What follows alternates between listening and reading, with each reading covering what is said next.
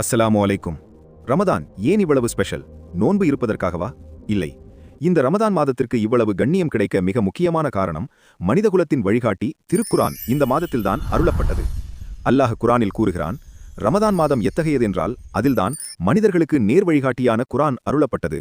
சூரா பக்ரா 18:5. அதாவது குரான் பிறந்த மாதம் என்பதால்தான் ரமதான் இவ்வளவு புனிதமானது.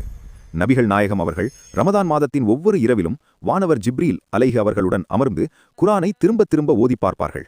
நண்பர்களே, மறுமை நாளில் குரான் நமக்காக அல்லாஹ்விடம் பரிந்துரை செய்யும். யா அல்லாஹ், இவன் என்னை பகலிலும் இரவிலும் ஓதினான், இவனை மன்னித்துவிடு என்று நமக்காக வாதிடும். இந்த ரமதானில் குரானுடன் ஒரு நெருக்கத்தை ஏற்படுத்துங்கள்.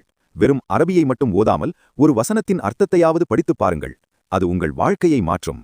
இந்த வீடியோ உங்களுக்கு பயனுள்ளதாக இருந்தால் மற்றவர்களுக்கும் ஷேர் செய்யுங்கள்.